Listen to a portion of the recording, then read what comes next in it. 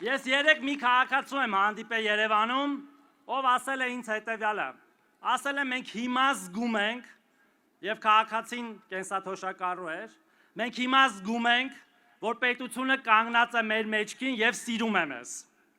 Ասեցի ինչպես եք զգում հայրիկ ջան։ Ասեցի ոնց ինչպես ենք զգում։ Դուք չեք, այս վերջերս բարձրացրեք կենսաթոշակը եւ նաեւ հետվճարը եւ նաեւ ապահովել մեզ բժշկական ապահովագրությամբ, առողջության ապահովագրությամբ։ Ասում եմ մենք հիմա զգում ենք, որ դա ինչ-որ բան է նշանակում եւ ոչ թե հակառակը, ինչպես պարոն Ռուբինյանը նշեց։ Եվ ես մի օրինակ բերեցի իրեն։ Ասացի հիշում ես հայրիկ ջան,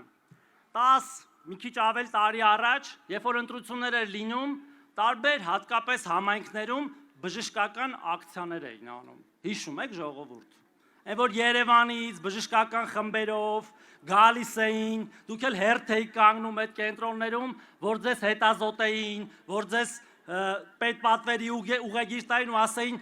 չմոռանաք ընտրել հանրապետական կուսակցությանը։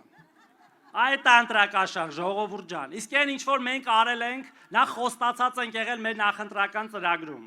Մեր նախընտրական ծրագրում գրած է եղել եւ կենսաթոշակների բարձրացումը եւ առողջության ապահովագրությունը։ Իդեպ,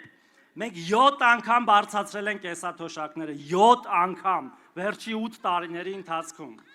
Եվ սա ընդամենը հերթական բարձրացումն է եղել։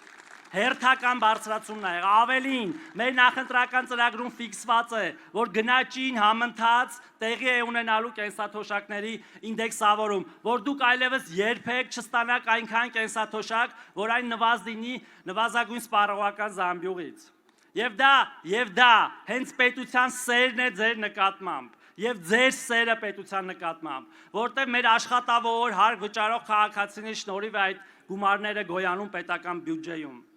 Ավելին, այդ գումարների աճը ուղղակիորեն կապված է խաղաղության հետ։ Ինչու ենք մենք եկել Տեր կանգնի խաղաղությանը կարգախոսով։ Շատ պարզ պատճառով, որտեղ դրանից է բխում ամեն ինչ։ Առանց խաղաղության չի լինելու զարգացում, որը դառնալու է ձեր բարեկեցությունը։ Մենք Տեր պետք է կանգնենք այդ խաղաղությանը, Տեր պետք է կանգնենք մեր պետականությանը եւ ինքնիշխանությանը։ Դրանով ենք մենք մեր երեխաների ապահովելու կայուն ապագա,